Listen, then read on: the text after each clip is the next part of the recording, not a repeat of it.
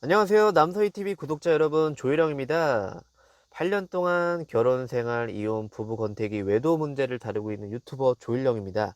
자, 오늘의 주제는요, 아내 외도 후, 아내 바람 후, 마음 돌리기입니다. 아내분께서 외도를 해서 마음이 많이 심란하실 텐데, 이 영상이 여러분들에게 조금이나마 힘이 되었으면 좋겠습니다. 자, 아내가 외도를 왜 할까요? 남자들이 외도를 하는 이유는 해방감을 느끼기 위해서 외도를 합니다.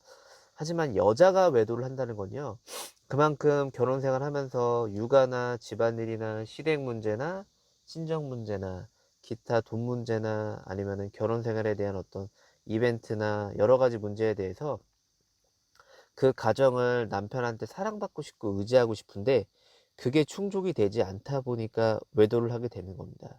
즉, 남편한테 사랑받지 못한 공허함, 우울증, 공황장애, 스트레스, 이거를 잘못된 선택을 통해서 외도를 일으키는 거죠.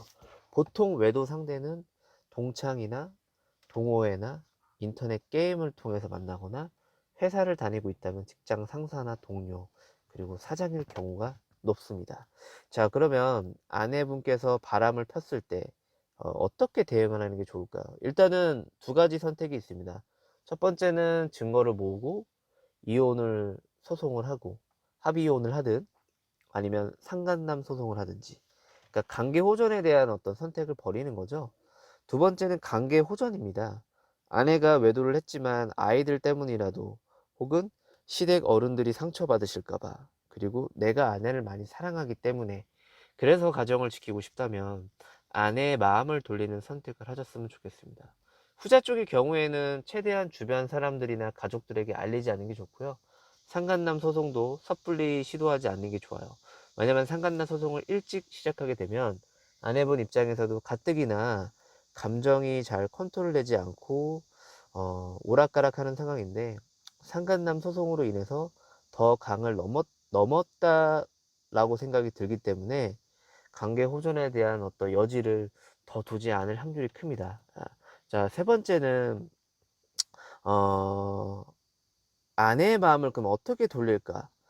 일단은 제일 좋은 거는 이제 상간남에 대한 연락처나 이런 걸 알고 계신다면, 모르면 그냥 두시고요. 억지로 알려고 하지 마시고, 알고 계신다면 상간남한테 연락을 해서 만남을 이제 유도를 하고, 이 상황에 대해서 어느 정도 상간남한테 경고의 메시지를 주는 게 좋죠. 더 아내를 만나게 되면 난 이런 조치를 취할 것이다. 이러면서 당사자가 가지고 있는 이제 어떤 증거 자료나 이런 것들을 얘기해서 어느 정도 겁을 주는 게 좋고요. 그리고 만약에 상간남 연락처를 모른다면 그것도 시도할 수가 없고 굳이 시도를 하지 마세요. 그 모습 자체가 우리 당사자분들한테 트라우마가 남을 수도 있습니다. 그리고 그 후에는 아내의 마음을 돌리는 어떤 방법들을 찾아야 되는데요.